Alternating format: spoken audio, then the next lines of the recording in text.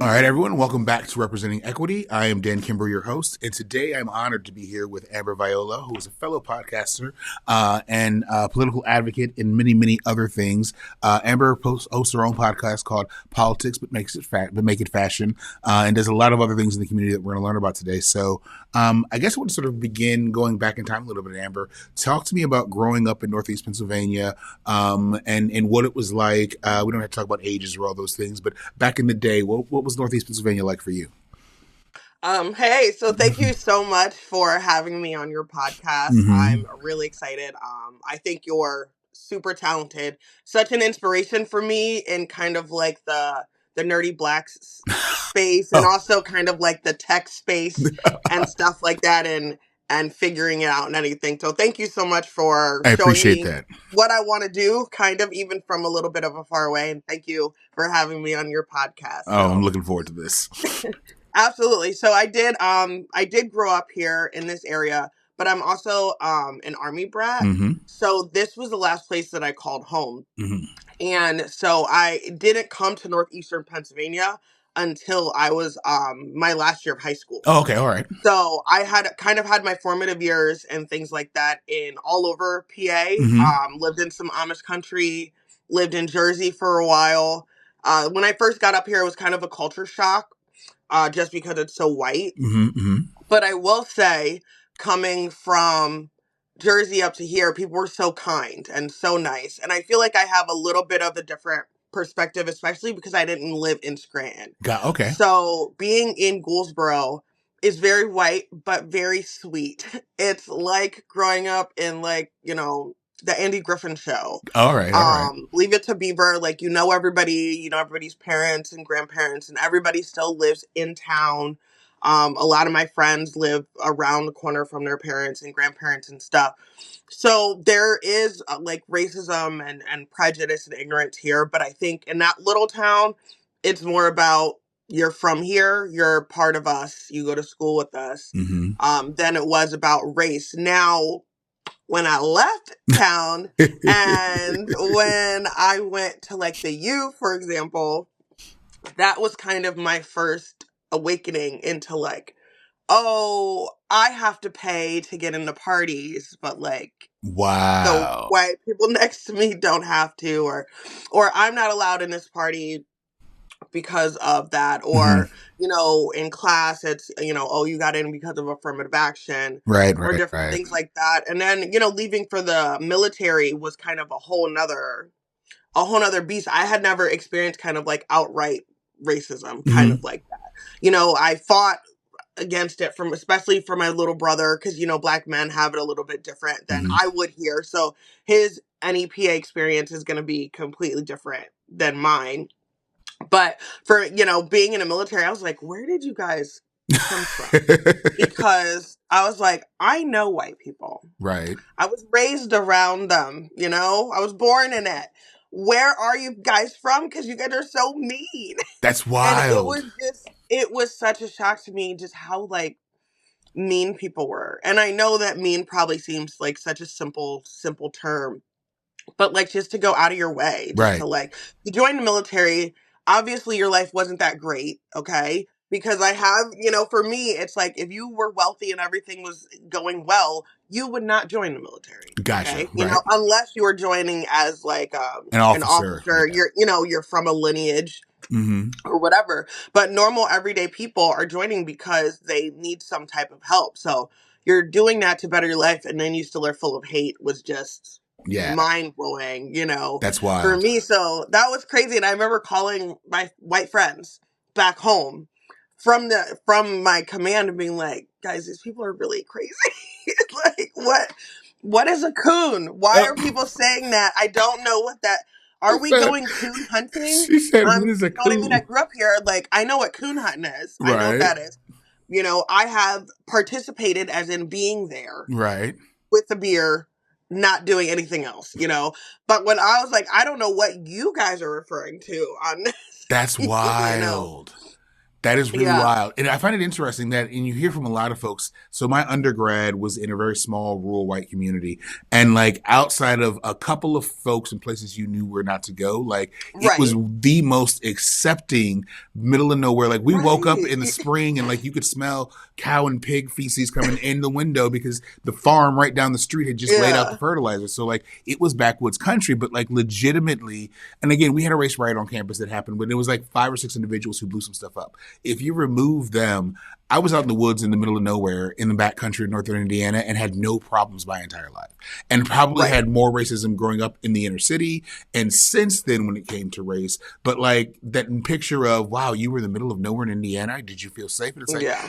actually, I felt Yeah. a little safer there because I did know everyone. And like the old folks down the Right. street, like I helped them put up their Christmas lights 2 or 3 years ago. Right. And that woman makes the best grilled country ham in the world. Like I've Yeah. been in their house and eaten with them. And in my Yes. hometown, which is like 50% black, I don't know those white folks. Right. Right. Right. And so for you to say like you leave, Goldsboro and go to Scranton, University of Scranton, and all of a sudden you're like, well, wait a minute, I'm different now.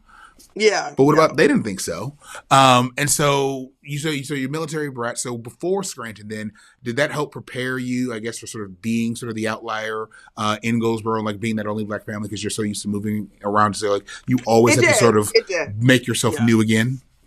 Yes, it definitely did. And so, in that aspect of it, it was easy for me to kind of, reinvent myself and be, and come into a new space because I was so used to it. Mm-hmm. But it definitely was a culture shock of just being like, oh, wow, I'm the only one. There's Yeah. nobody else around here and stuff, especially, being older. So I had that when I was little. Like I said, I lived in like Amish country. So I was in like Lancaster, Mm-hmm. Pennsylvania, going to like a little private Christian school in the middle of like I'm talking K through 12, Oh just my wow. brown face, Gotcha.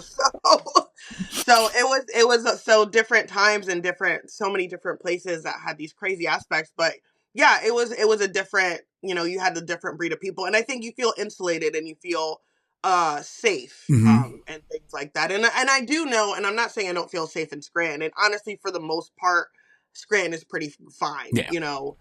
especially for the demographic.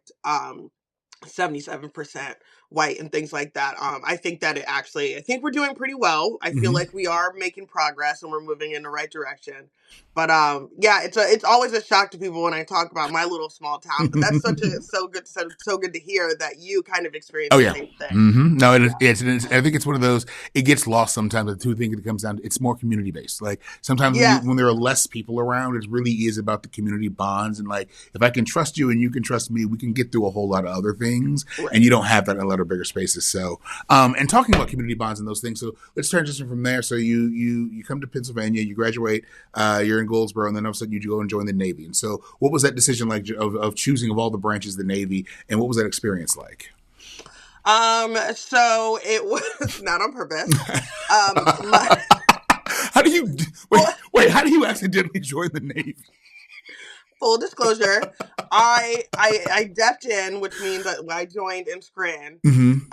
up at the ice rink, and I was joining the Air Force with my brother. We were gonna go in the buddy system, Mm-hmm. but I had student loans from the U. Okay. So I needed to get my loans out of deferment and get them like on track or whatever. And so I got frustrated, whatever. I couldn't find my information. So I Googled it Mm-hmm. and I looked it up. And the number that I called was the Navy recruitment office. And so the Navy knew that on Google it Uh-huh. said Air Force office. They knew that. They left it because they said, well, if the Air Force isn't going to change it, then we're not going to change it. That is wild. So I actually called the Navy, was like, oh, my bad, and they're like, no, what do you want? And I was like, well, actually, I was joining the Air Force on the buddy system with my brother, and I have loans. And so now they're telling me that unless I get them together, I can't join. Mm-hmm. And so this was before. Now, they're taking anybody. Right. They're knocking down requirements. You don't even need a high school diploma. Go with the Lord. But then, so they're like, no, come in. We want to talk to you. We'll take anybody. And I went in, Oh my God. and they were like, hey, what's going on? What's the problem? And I told them, and they were like, all right, we'll just join the Navy. And I said, okay, my brother was already now at this point, like leaving or about to be gone. Mm-hmm. And I didn't really want to be here for months just waiting. So I Gotcha. said, send me in, no job. I'll figure it out once I get there. Mm-hmm. I went in, it's called undesignated, almost like you go in and have to do like on the job training when you get there to pick whatever job you want to do. All right. So that's what I did. I left pretty much right a couple weeks after like I officially signed all my paperwork. Mm-hmm. Out of shape, just going on a will and a dream. And it was it was a wild ride. That's wild. You accidentally joined the dang Navy. I knew you were in the Navy. I didn't know that that's how you got in there. So, Yeah, yeah. and so you served for what, 8 years it was? I did. I Yeah. did. And so talk to me a little bit about, so I guess going in unclassified and figuring out what it is that you were going to end up doing. What was all that process like? I guess most people go in with the understanding of this is what I'm going to Right. study. And so you really are sort of like, show me what the Navy has and I'll pick something from Right, there. yeah. Honestly, so for me it's just I was an adult, but I didn't really have any responsibility. You know, I was doing whatever. So for me, this was the first time I had to be a grown up and Mm-hmm. an adult and take care of myself. And also just go in and try to like figure it out with no help. For me, I was really privileged to have family members who were in the military. Mm-hmm. So I had a guide, and one of my best friends from my town, he also was in the army. So I had a little bit of a guidance before I went in, but it was all about really seeing a goal and just going for it with pure abandonment, and not letting anybody else deter you. I knew coming in, I wanted to make rank. I wanted to get as far as I could in whatever amount of time was going to spend in the military. I wanted to learn everything I can because I'm a nerd, Mm-hmm. and I just wanted to be able to absorb everything. And I wanted to prove that I wasn't just, some privileged, spoiled, army brat. I could do it. I could do some push-ups, and I could carry the big gun or whatever. 'Cause it's so funny because people see me now and they're like, "You're so girly," and I can't see it. And I'm like, no, I had my 50 cal. I was out there with my little, and my little outfit. My 50 And gal, my little outfit. you're right.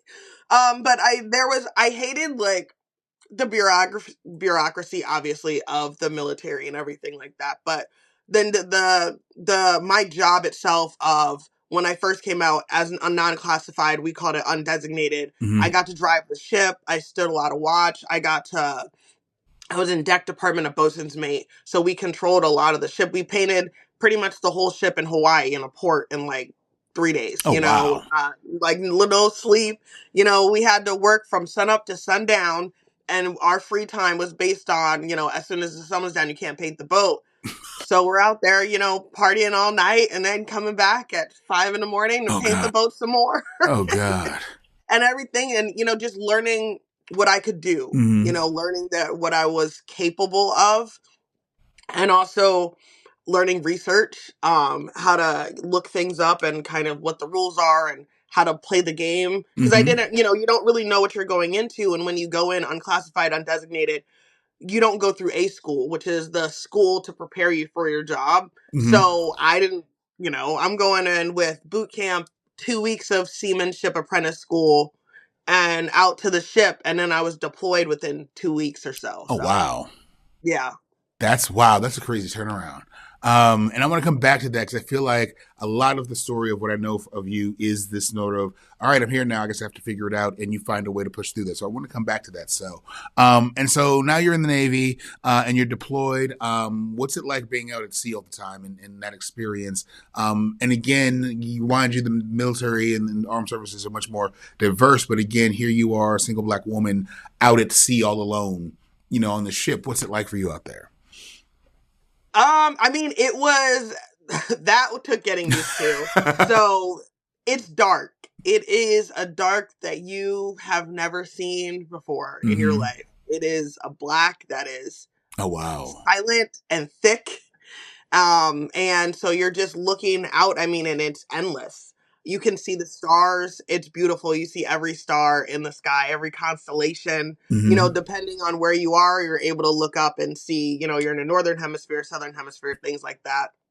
Obviously see life and stuff, but it's quiet. It's lonely, but then you're around people all the time. Gotcha. So you're living with the same people that you're working with, so that's annoying. Imagine your coworkers, after you get off work, you literally all go to the same Oh, apartment. no. Yeah. Mm. And somebody's your roommate too. So it's like you're living with these people. It's it's annoying. It's you're working, you're doing the same thing every day, but you get to do like really random cool stuff. I got to swim in the Mediterranean, jump off the ship, and stand shark watch. Yeah. To swim in the ocean. Like I said, I got to drive an aircraft carrier, so we drove through like the Suez Canal, and things like that, which was amazing. And just being able to be in different countries and learn different jobs. I can do a lot of stuff now, so I can really work with my hands, Mm-hmm. get down and dirty, and so I really I can fix a lot of stuff. Which is, you look at me and you're like, girl, like, I'll tile that floor for you. I'm saying, That's I'll hilarious. sandblast it. I am one of the things me and my daughter do, actually, which is funny. I learned how to polish a lot of brass. Mm-hmm. Being in the ship, being a bosun's mate, one of the things you're in charge of is like all officer territory and different things on the ship. And a lot of the stuff on a Navy ship is still brass. Mm-hmm. So I have a lot of antiques from my grandmother that are brass. So me and my daughter, I taught her how to shine brass, and so that's something that we do and something that I do now. Actually, something that I'm supposed to be helping Glennis with is I did teach her a little bit how to do the brass with the Tiffany brass that she has at the Black Scranton Project Community Center, Mm-hmm. which is kind of the same process. So That's it's like these wild. little things that you learn here and there. And I remember her talking about it, and I'm like, I know how to make that pop. That's amazing. That is amazing. So and I think it's interesting because when we think about, and someone who never joined up was never really interested, but we always think about being deployed and you're at war and you're fighting, and like not all of the itty bitty things. Like you do have a life outside of that. Yes, war is terrible, and that's gonna that maybe happen at some point. But like you're on the ship and you're learning all these things and experiencing all of this. And it sounds weird, but how come we don't hear about that often when we hear about military service and those different things, like the day to day, Well, because like it's not cool. right? It's not the cool job. Like, yes, I was on the flight deck. Mm-hmm. I'll tell you about one time my glasses flew off. Oh my And like, okay, I'm the reason today we're not dropping bombs, ladies and gentlemen, because we have to find my glasses on the flight deck. They are here. Hopefully they don't get sucked up in a jet engine. I'm sorry, wild. America, but it is more today. Oh my god. You have like all of these different pieces of the puzzle, but it's just not really pretty. Yeah. I mean, you have people who are cleaning the toilets. That's their job. And, sanitation. You have the people who are cooking all the time. Most of the jobs aren't combat related. Right. Mine actually was, because I worked with guns and I stood watch.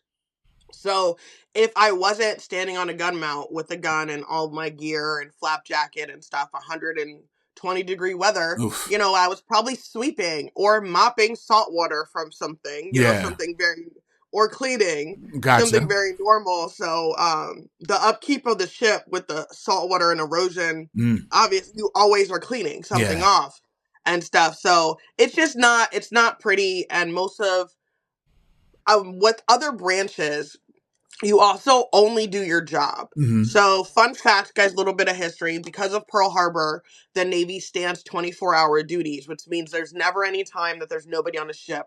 There's never any time where there's not enough people to man everything on the ship because of what happened. So you always have a small section. It's maybe like, say, 10% of the full crew. Any given time is there. So in the military, a lot of times you have your job. If you're on deployment, you're only doing that. In the Navy, it's like you have your job, but there's also other jobs that you all still have to do, because if you're the only people there, you're picking up the slack for kind of everybody else just in that 24-hour period. Yeah. But you do get to kind of learn different things. Something's flooding and it's your day to be there, then you gotta go figure that out. Yeah. That's wild. That's interesting. Thank you for sharing that, though. It's an interesting look on the inside. And I find it interesting, too, that, like, it's always that it's that something has gone wrong, and that's why now there's the 24 hours. There's at least that 10% crew. I remember Yeah. from the broadcasting side when I teach broadcasting, and it comes back to the Navy as well. The Titanic sinking is why for radio and ships at sea, there's always somebody 24 hours on the radio watch Yes. because the Titanic Yeah. sank because somebody was sleeping because they were Yeah. off duty. But that leads to radio broadcasting and all these other things, and it comes out of this this one terrible incident. But the notion of we should probably have someone always watching the radio, and now that radio is Right. up 24 hours, you have an entire industry. So it's always interesting to hear those little historical facts. So thank you for that. Yeah, definitely, definitely is. So I know the story of how you ended up leaving the Navy. So, but as much of that story as you would like to share, tell us sort of, and I know there's the book that goes along with it, that the 72 Hours of Hell, but sort of how did you end up leaving? Yeah. So I loved my job. Like I said, I wasn't a huge fan of the overall Navy. I was getting ready to get deployed again. And I had a child. I was married and now getting divorced. So I was going through a horrific separation and divorce. I worked not just like the 24-hour shifts I was talking about, but full. Now my job was full 24 hours. I was an instructor. So I was with my students 8 a.m. to 8 a.m. And then I would be off for 2 days, and then I come back and work 8 a.m. to 8 a.m. And so I had a little sweet baby girl, and I was like, you know what, I need more help than this. I can't do it, so I decided to get out. Mm-hmm. I was going to come back home to NEPA, live in Scranton for the first time. I wanted to get my degree and finish up and things. And it basically, it wasn't conducive for me to try to still do my job and be a mom, Mm-hmm. especially being a single woman. Most female veterans at some point will become a single mother. Um, and that is a lot of reasons why I got asked a lot from higher ups in my command why I didn't want to stay in. I was doing well. Mm-hmm. I made E5 in 4 years. I was on the track to, go far. And they're like, why can't we keep women in? And I'm like, well, because you can't do this. Yeah. I'm paying over $1,000 a month for a nanny because I work these 24-hour shifts. Like you're about to send me out to deployment. I have to sign my kid away. I don't have anybody to do that to, and it's just, you can only do so much. Yeah. So that's the reason why I ended up getting out. And it wasn't really necessarily that like I wanted to, Mm-hmm. but I knew that it's what I needed to do. And I loved school. So I was very excited to go back, and I went to Marywood and I got my degree, and stuff. But, another kind of like a side note of why I got out, I did end up getting postpartum depression. And that was like that wasn't the main reason, but that was kind of like a through line throughout, just because with everything going on and my mental health, Mm-hmm. I was like, am I going to be able to get help for my mental health and keep my clearance Yeah. and be able to stay in and keep my job?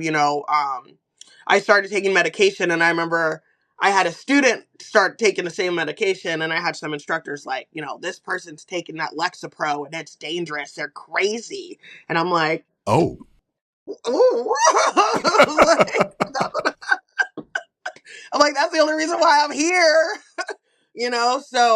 So it was kind of interesting, and there was like there was kind of a lot of different factors. There wasn't just one reason why I decided to get out, but Mm-hmm. I knew that I wanted to come home, and one of the many jobs that I had in the Navy was being a victim advocate, a sexual assault Department of Defense victim advocate, and I got trained by social workers. Mm-hmm. So I knew I wanted to help people.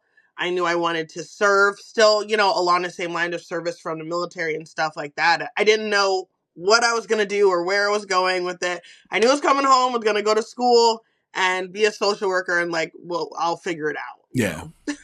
So now we're back here. So now talk to us about what you do now. I know when I first met you, you were working with the city of Scranton, volunteering with Black Scranton Project, and really sort of stepping into this role as a community advocate. And so talk to me a little bit about that.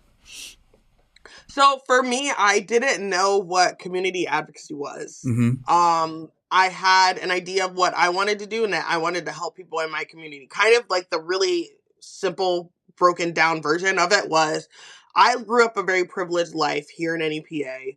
I was able to go to the U. I was able to go to Marywood, to very expensive schools, but very good schools. why can't everybody else who lives here, who looks like me, be able to go to their schools too? It's in your Mm-hmm. community. Why don't you have the opportunity to do the same thing that I did? Graduate from high school, not have to slave away at, a job, get some scholarships. Obviously, my plan, like, I still ended up going in the military, but you know what I'm saying? This is Right. just the basic idea. And serve your community. I met a lot of people from the U and from Marywood who wanted to stay here, but there wasn't enough jobs or opportunity really for them to stay here. So like, how could I do all that stuff? Yeah. And kind of that's what I really wanted to do. And I didn't know there was different types of social work, that you could do social work for like individuals and for your whole community. So Mm-hmm. once I found out, I was like, oh yeah, perfect. I want to do for my whole community, which I didn't realize was community activism. Mm-hmm. And then the second part of the issue was, once I got up here and I started going to school, was, well, how do I make community activism a job? Like, how can this be my job? Like, how can I do this and like make money from it, which I had to try to figure out and kind of, see what Glennis was doing, see what people like you were doing, and other people in those spaces, and the people that I met when I was working at the city of Scranton, and figuring out how can I do this? How can I serve my community, be a part of my community, and also like not have to work 9 other jobs to try to like be able to go do stuff. I love volunteering, but like everything can't be a volunteer thing, Right. so. Right. Right. So yeah, and it's been a great to see this sort of transition, because you've left the city of Scranton and now you've got politics but make it fashion, and you're sort of this entrepreneur where you did sort of what you did when you first joined up. It was one of those, all right, well, I'm here now and this is who I am. I'll figure the rest of it out as I'm moving forward. And so, what has that journey been like, sort of walking away from the city? I know for a while you were with Lackawanna County NAACP. You're also the first Black female captain of the what is it, the VFW? I'm not side of VFW. The American Legion. American Legion up in Goldsboro as well. And so like you've done this thing where you've sort of said, all right, I don't know what I'm going to do, but I'm going to do something. And it's been sort of the shotgun effect of you now sort of created this business where Amber Viola is the business. Yeah. It's like you are sort of the business. And so like, what am I doing? I'm doing myself. And this is what I'm putting out there. So talk to me about that. Yes. That is such a weird thing. A lot of people do it though. Yeah. There's a lot of people do it. There's not a lot of people who look like us Mm-hmm. who do it. And so I love technology. I love the online space. I am a through and through millennial. Okay. I have been on a computer since I was 10 years old. My old screen name and stuff Mm-hmm. and everything, learning how to do little coding here from just being a menace on the internet. And so I love that. So that obviously was a through line for me, even with being in the military, just keeping up with technology and social media and having a social media presence. Mm-hmm. And I kind of realized like, oh, I have this social media presence. What can I do with this? But also like still do help people. Yeah. And so I really wanted to inform people with my stuff online. And that was kind of a big thing. And it's always a weird thing to have to separate yourself from your art or what you're doing. And, there's times where it's like, this is my page, guys. I'm going to say some out of pocket shit. Okay. Mm-hmm. But also, but then I have my other page where I try to keep up with events and post things. And either way, if it's just you, you're going to get the hate. Yeah. And that's kind of the downside of Amber Viola. It's just that, it is my face out there. Mm-hmm. But when I've decided I wanted to just figure out how I could help people, I didn't have like a company behind me or a nonprofit or anything. So it was really kind of just me out there. And I found using my face and my name helped push a message, however people want to take that, because I don't know. Right. You know what I mean? Mm-hmm. Whether people see like a queer Black woman, whether they see somebody they think is cute, whether they're like, why is she doing this? Whatever the reason is, people look at things and they'll see me and they'll be interested in it. Yeah. So that's just kind of what I use it. I build it on the top packs of like outfits of the day, mm-hmm. and, hanging out with my kid, and then broke off with that and was able to create Politics for Make It Fashion and do online stuff for that. Even with working with the Legion. Mm-hmm. When I came into the American Legion, it was during COVID. and they were about to close. I left the Legion. I retired Oh, that's right. from Yeah. that job. I did it a couple years. Mm-hmm. That was a labor of love. And so for me, when I first got out the Navy, they gave me a scholarship Mm-hmm. to Merriwood, especially a cash scholarship. And it was helpful for me and my life. And it really meant so much to me that my town was behind me.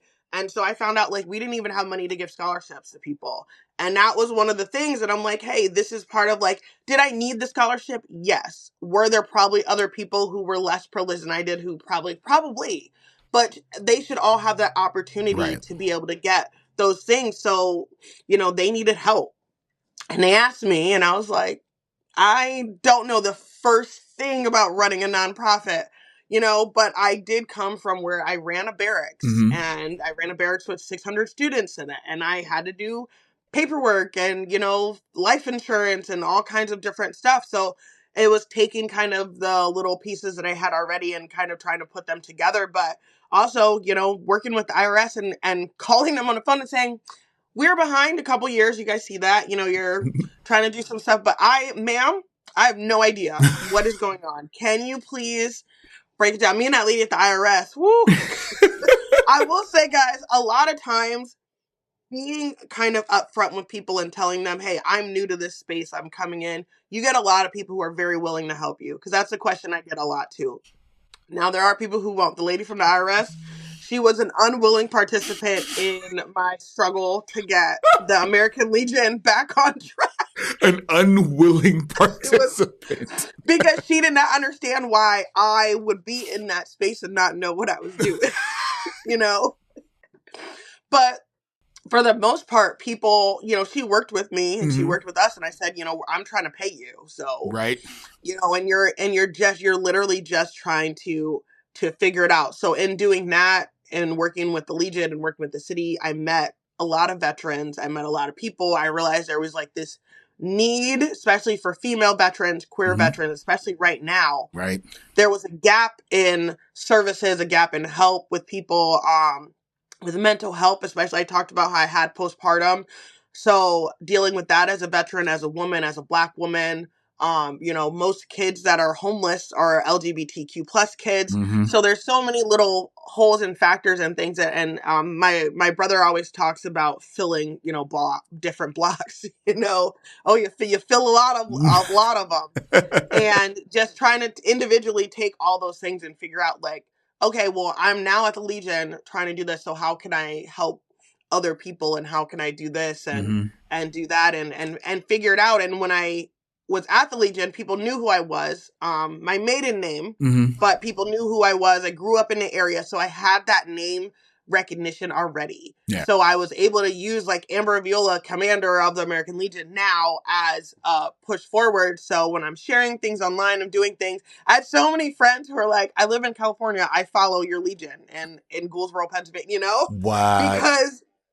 because they know me. Yeah. So they're following what I'm doing and they're following the work, which means that for fundraising stuff, I was able to, you have donations coming from all over different things and different people and everything. So finding my little foothold, and when you're on one board, it's hard to do 100 other boards, and sometimes there's conflicts of interest and different things. So I found it's, for me, easier to say, like, hey, this event or this theme or whatever is something I'm passionate about. I want to help you guys with that. Yeah. I'm not going to commit or fully to everything, but this is something that I'm passionate about. And people love the help. And, hey, you're a veteran.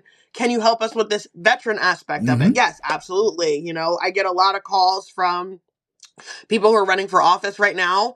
There's a lot of people running for office. We're having our local elections coming up this year. And, hey, how do I get, the Black vote and the brown vote and the veteran vote and the female vote? What advice can you give me? As Amber Viola, people, you've done this, you've done that. So that's kind of how I've been able to use my name and stuff. And there's people who thought it was weird. Mm-hmm. There was people who thought I was, just doing it to, like, be famous, I guess, or look for recognition. And I'm like, as a woman, there's so many faster ways that I could be making a lot more money. No, the hell you didn't. Like, You're like, if I'm making money online, there's a much easier way I could be doing this right now. Easier way for me to do this and make a lot more money. But and then so I found, especially for being a Black woman, I will say, other Black women I've talked to, and in a space too, about using your face. And I Mm-hmm. just did a housing event where Mm-hmm. I was the MC for the whole thing. And I was talking to a couple of women on there and saying, like, hey, you have to, if you're posting your stuff with your flyers without your picture on it or whatever, and if your picture online gets 100 likes but your flyer has two, put your face on it. Right. you know and and it's okay if people want to think whatever they want to think. People are going Yeah. to think it anyway. You don't want to make it about me. I don't want it to be the me show. I Mm-hmm. don't want to, it to do this or do that. And sometimes it might be. With the Yeah. podcast, I had a co-host, and now it's just me on there. And I've been doing like interviews and different stuff, but my first thing was like, I don't want it to be the Amber Viola show. And I remember somebody was like, why? And I Mm-hmm. was like,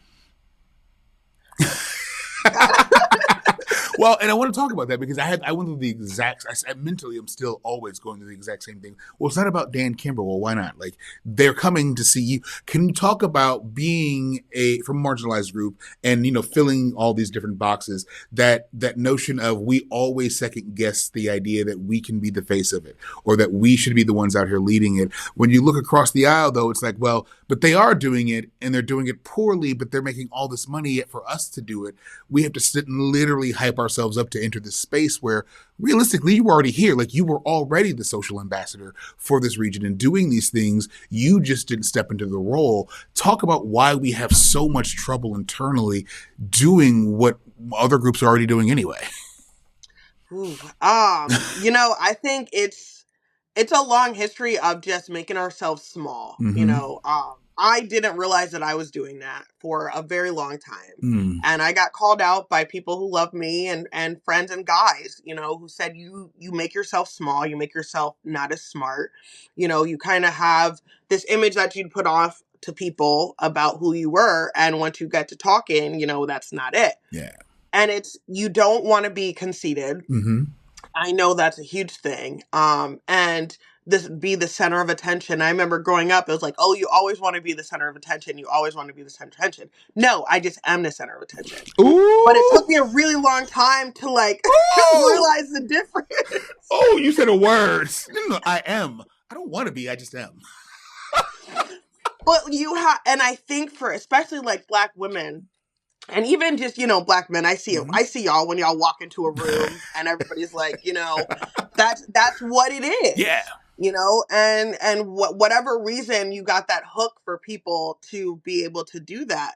And I realized, well, like I don't know why though. I Right. don't know why why I am. So I'm not, I was like, I'm not saying it to be conceited. I don't know why. It's just a fact. Yeah. So, and I think ornamentally Black women, we all, back in the day, they told us to cover our hair because white men liked it too much. Mm-hmm. We're always doing something. You're looking good. You're dressing up for this area. I like to dress up. This Right. is a very heavy sweatpants, hoodie area. So, even just in that, I know as a culture, that's something that kind of holds us back. And it's just this imposter syndrome because we've been put down for so long. Mm-hmm. So you don't believe in yourself. And also you're afraid of how it's going to come across to other people. But yeah, there's so many other, especially like content creators and stuff. Like I got to work with the DNC twice. Mm-hmm. And the first time I did it, I really didn't have a lot of followers. And now I think across the board I'm at like 15,000 or something like All that. right. But that's All not right. a lot, But look, right? but for doing it on your own, you don't have an agency behind Right. you. All like this is you putting yourself out there. That's not bad. Right. And so for me, there's things that I was like, I want to do, I want to apply for, but like, this isn't a lot. Why? But I saw other people doing it too. Mm-hmm. And so I was like, all right, these people are calling themselves a content creator and I have more followers than them. So why am I not a content creator? Right. Or like, I wrote a book. Why am I not calling myself an author? Or even when people were asking you, I think I talked to you about this, about your job, like as a podcast host, and just saying that. And once you kind of step into it, it does open up a lot of doors for you. But yeah, that initial kind of like, I'm I'm Amber. You're hiring me for my face to come in and for me to bring my followers and for me to bring attention to something Mm-hmm. and to kind of step into that and own it. And I've honestly found across the aisle it's been received really well Yeah. by other people and things like that, and even Republicans, and even in the political field, I realized too, it's a lot about who you are and your personality Yeah. and why people like you. And I've worked for people who have felt some type of way because I had more draw than they did and they had a higher position than I did. Mm-hmm. And so you walk into a room and everybody's looking at me, not them. Yeah. And that was something that I had to learn how to navigate, which was really hard. And that's kind of when I realized, like, I'm not doing anything to make myself the center of attention. Like, Mm-hmm. I don't know how to not do that. So instead of trying to force myself into a little box, why not just, explore that? And honestly, through exploring that, even just with the way I dress and expressing myself through my fashion, I became more comfortable with it and able to do a lot more and not have things hold me back and not feel like I had to be beholden to some standard of womanhood and EPA and professionalism and all those things, and I found people love that, and Mm-hmm. so my reach got so much better when I just was able to just fully walk in who I was. And I think that's a powerful message too, especially for a lot of young Black creators, but just creators in general. Like that notion of we see and we try to emulate these people that are in front of us, and it's like you can hold honor to them, but be yourself when you're putting yourself out there. Because if people are going to like you, it's going to be the authentic you at the end of the day, not the sort of Right. cover that you're putting up there. So, so talk to me about what's next. So you've got this podcast now that's growing and you're doing well. You've got a chance to work with the DNC. You're speaking. You're moderating events in public now. What's next for Amber? What's next for politics but make it fashion? I want to continue speaking, make my way down to DC. I'm hoping, I've had some health issues. So for me, it was about getting my health back on track and kind of like, being the best mom I could be, being the best, adult alive person I could be, and figuring that out, and getting my new normal. As a disabled veteran, it's a mourning process that you have to go through between your old body and your old mind Mm-hmm. and the body and mind that you have after service. Yeah. But now that I want to continue my service, it's, how do I format that and fit that into something? But Mm-hmm. I do want to run for office.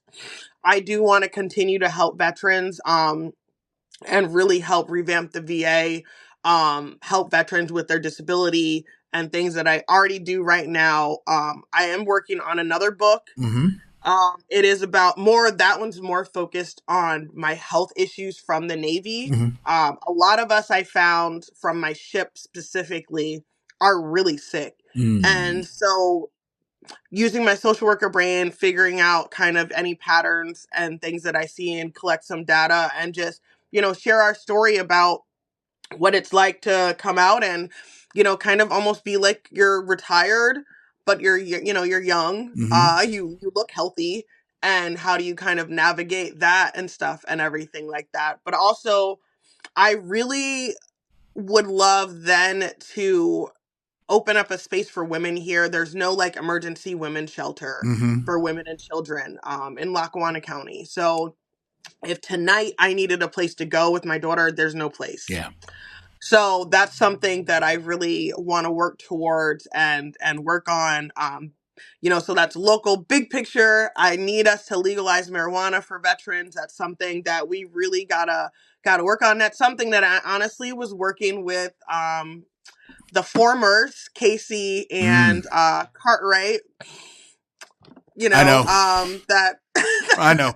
that I was able to work with them on because they helped pass the PACT Act and Mm-hmm. were very influential with that, which is something they're trying to take away, but something that helped me go over 100%, like get to 100% and help a lot of my fellow veterans. And just with pushing that and be able to put my little input in that and Yeah. stuff and see the impact across the board of how much that helped, really trying to kind of do the same thing with legalizing marijuana and stuff. There was a big Facebook discussion on my page about marijuana card and having a gun. Yeah. So you can't, have your concealed carry and your medical card, and that's something that kind of intersects, and it hits veterans pretty hard with Yeah. that. Especially you have female veterans who live alone, Mm-hmm. and different things. And so, there's a lot of different stuff. So those are just a little bit of the things Yeah. that I'm doing here. I have another podcast called My Culty College. Mm-hmm. In another life, I was in a cult. And You may have more lives than I do. and it's been so crazy. And this is one of those things where I put it online, Mm-hmm. just, and it got legs. And I did a couple interviews with other local podcasts around here. There's one I did with On the Stacks, Mm-hmm. that got a lot of traction, and it found its way to the people that I needed it to. So behind the scenes, I've been getting a lot of people who are talking to me about the cult, Mm-hmm. what they went through. I have been posting more interviews on My Culty College recently, and I want to work on that. Yeah. As far as this is like this is I have like a plan. This is like a 15-year plan. It's like I want to turn it into a big documentary, something Yeah. along the lines of the Hill Songs, Mm-hmm. or the Jerry Falwell with Liberty, because Liberty was so intersected with where I was at Master's Commission, Okay. and also with Hillsong's church and stuff. So working with people behind the scenes and putting out episodes, getting to interview people, my own deconstruction. Mm-hmm. I've been getting sent books by people who have wrote about the process, and it's been really nice online finding that little community of people who have come out of the evangelical cult space. Mm-hmm. And seeing now the role that's playing in today's political system. Yeah. I grew up with that. I was homeschooled. I grew up with a crazy curriculum where you're learning about science, with Jesus and the firmament, and, creation happened in 7 days. And this isn't your science textbook. In history, it was like, the war of northern aggression, Oh, Lord. so it's just, there was a lot of things in there that now, as an adult, makes so much sense. When I'm like, this is, they don't care about education. They don't want you to go to college. Right. That wasn't an emphasis in that community. And with the things we learned, people don't know history. They don't have a grasp on these things. So that's been like this side project that's now getting bigger and bigger, been working on. So that's been something that a lot of people don't know about me, that I don't really talk about too often, but that's something I've been kind of working on, and I can't wait to see kind of where that goes in the future. Neither can I. I can't wait to. Yeah, that'd be great to see, to follow up and see where that's coming from. So, I guess my next question is then, what, for those listening or watching, what can they do to help Amber right now? What do you need outside of maybe more context for My Culty College? But what is it that your world needs right now that maybe listeners can help out with? Well, for me personally, support me. Buy my book. It's available. So here we go. We'll make sure we put a link to it. Available in this paperback form or on Amazon Kindle. And so you can do 72 Hours of Hell, My Time in a VA. So all the proceeds, when you're buying that book, like, they help support me and my life, my kid, things like that. If you follow me online, you can, support me monetarily through sending me stars and liking my stuff online. I am monetized on all my accounts. So people just sharing my information, spreading it, those things help me. Because the more people are sharing information, following my pages, that puts money in my pocket. So you can follow Amber Viola on Facebook and Politics But Make It Fashion on Facebook. And I'm on Instagram with the same thing, Politics But Make It Fashion 1, and I'm on TikTok as well. So follow me, get my numbers up, definitely share the information. Right now I've just been doing a lot of like little news clips and stuff on my social media, pushing local things. We have a lot of local elections, like I said, coming up. So just trying to keep my finger in there. I can't wait until we start with debates and doing that, because that gets so fun around here. Yeah, it does. So being able to go and do that, and hopefully I'll be able to do some live streaming from some of those, because some of the people got running are yeah. It'll be real interesting to see what this region does. It will be. I want to ask this one. I want to ask this one too. having a young child, and I've got my son's a little older, but going this route where like you are putting yourself out there, you're the Mm. one on the line. What is it like having especially a young black daughter who gets to see you do this day in and day out, and how your growth, personally, but also how you're impacting others. What is it like for her to be able to see this, and you knowing that she's sort of absorbing all of these things? I think it's twofold. I think obviously the first, I get hate for it a lot. Yeah. So, I get a lot of hate for it. There's a big movement right now about not putting your kids online. For me personally, I think we need to blame abusers and molesters and things. And, if somebody's gonna molest a kid, they can have sweatpants on, they could have, Little Mermaid Mm-hmm. bathing suit on, they could be in a blanket. It doesn't matter. So whether your kid is online or not, Right. the world is terrible. There's terrible people. So with that being said, um, she said she hates being famous. Um, so she hates it. We did a couple of the billboards Mm-hmm. for WVIA. So we had, I think it was 4. So this was funny because that kind of got into her world because her friends Mm-hmm. started seeing them and their parents. So, people would tell her, "Oh my God, Jacqueline, I saw you on a billboard," and, everything. And she would get so shy. And that's how she was like, I was like, "How do you feel Mm-hmm. about it?" And she's like, "I just hate being famous." I was like, "Okay." But she is such a beast. Um, Every time I see her and then somewhere, her presence, she's such a beast, though. and when people come up to me and know me, Mm-hmm. and she's like, a lot of, like, "Where do you know these people from?" And I'm like, "It's online. I don't really know them." But, and so she gets to see that. But her confidence level is just through the roof as to mine Mm-hmm. was when I was a little kid.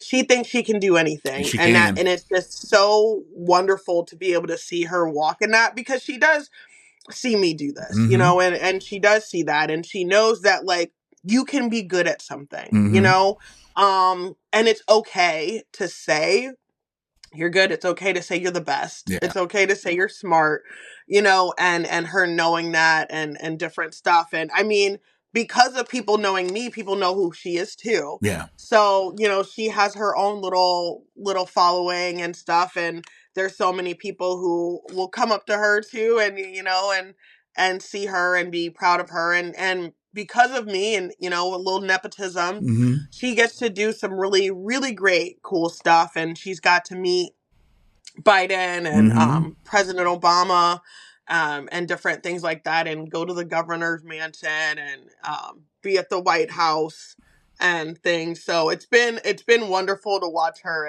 and grow, and walk into her own at such a young age, and Yeah. already be like so confident in who she is, and know, like, the answer. You're smart.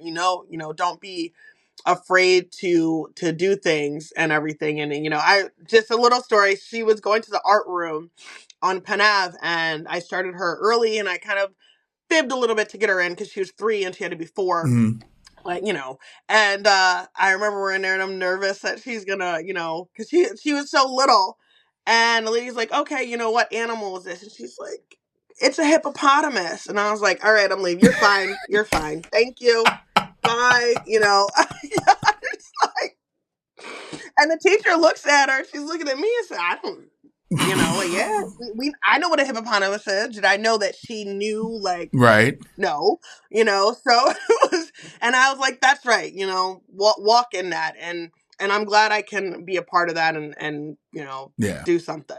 That's amazing. I'm so glad to hear that. So I guess my last question then is this: for young folks who are out there, trying to find their way and figure out what they're going to do, in a world that's even more and more divided. What is your advice to them about sort of being authentic and stepping into their own? Sort of, what advice would you have for them?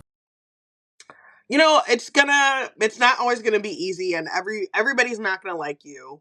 You're not gonna be everybody's cup of tea, and that's okay. You just have to be okay with it. You're not gonna be the most attractive person to everybody. You're not gonna have the best content.